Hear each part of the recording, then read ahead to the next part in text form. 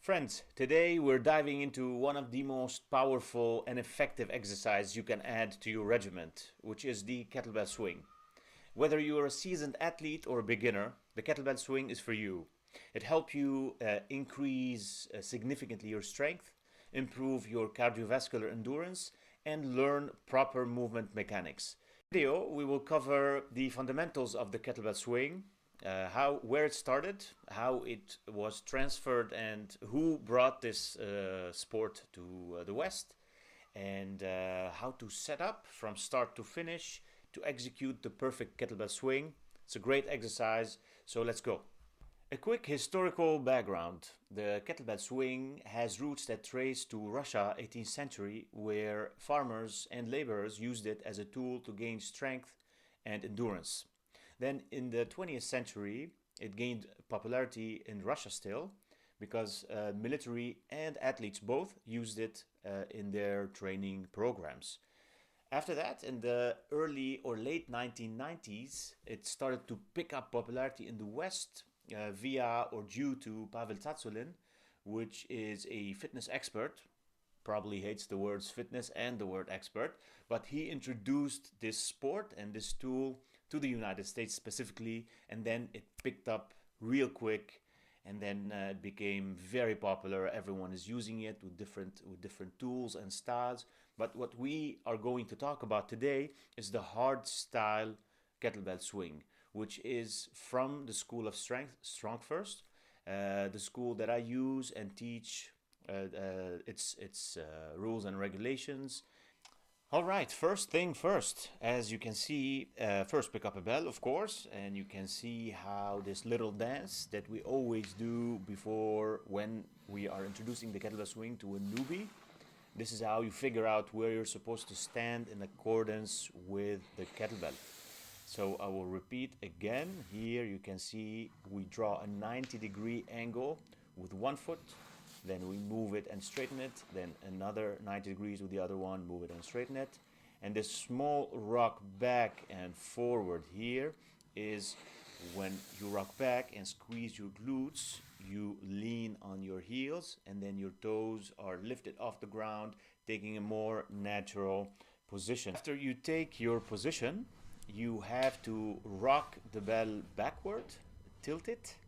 This way you engage your lats. As you can see, my shoulders are dropping down every time I tilt the bell. So this is how you engage your lats before you start the swing. After doing the setting up, getting the right distance, tilting the bell, engaging your lats, we have to move to hip position. Always pay attention that the hip needs to be lower than the shoulders. If the hip is even with the shoulders or even higher than the shoulders, this becomes very dominant with the hamstrings, and we don't want that. We need a hip hinge.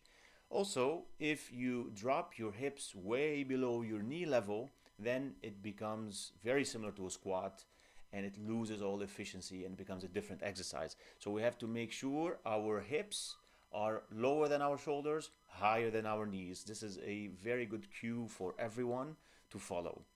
Now, next, we have to make sure our shin bones, our shins are vertical. Now, this doesn't apply necessarily to everyone. People have different bodies and are formed and made differently. So you have to find and figure out the correct shin position.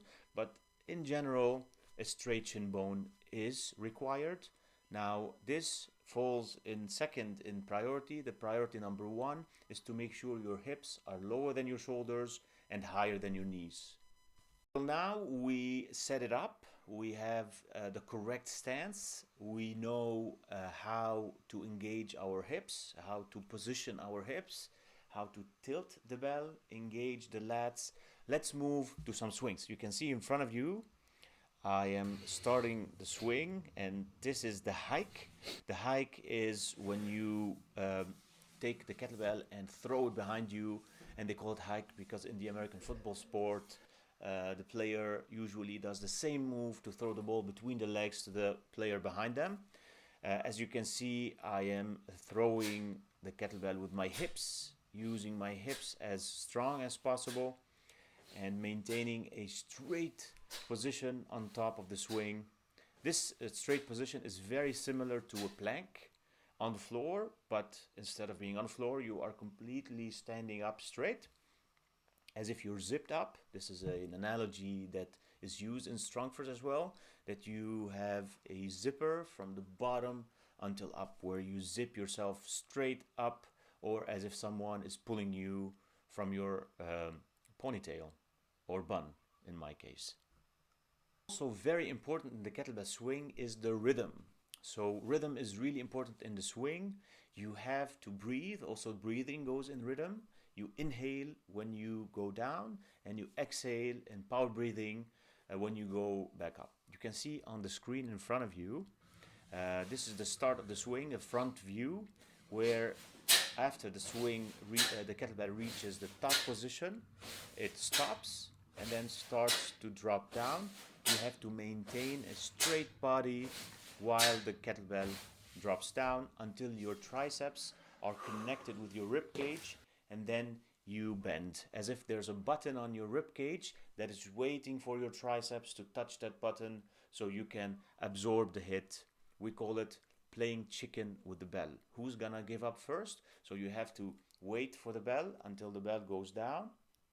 Your triceps connect with your rib cage, and then you can bend and absorb and fire back up. Here you can see also a back view of the swing.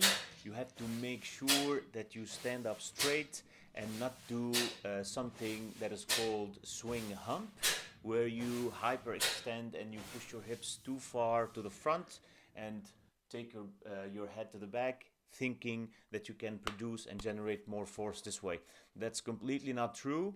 The best way to generate the most force is to zip yourself up, shoot with your hips. Now that we have broken down the kettlebell swing, the movement, the exercise, let's talk about the muscles that are involved in the hip hinge.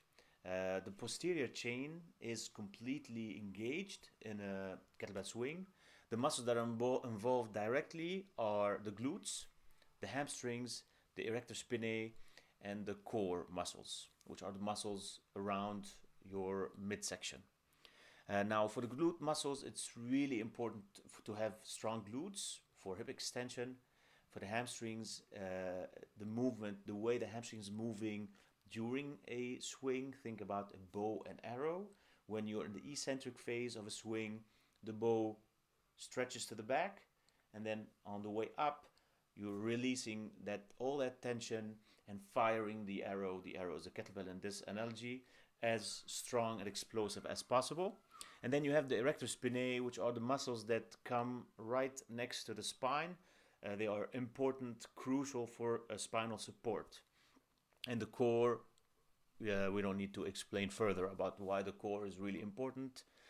So in basically, these are the muscles that are directly involved. Of course, the traps are involved, the calves are involved, but the major and main muscles are the one that I just spoke of. Finally, I'll leave you with this important tip in my opinion. I often see people in the gym sitting on the machines, training and looking very bored.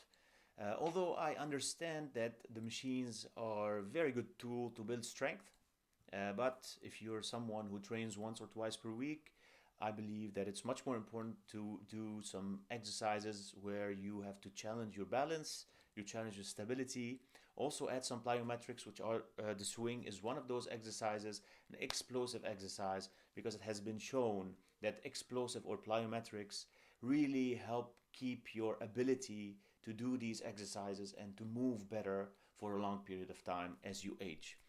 See you next time.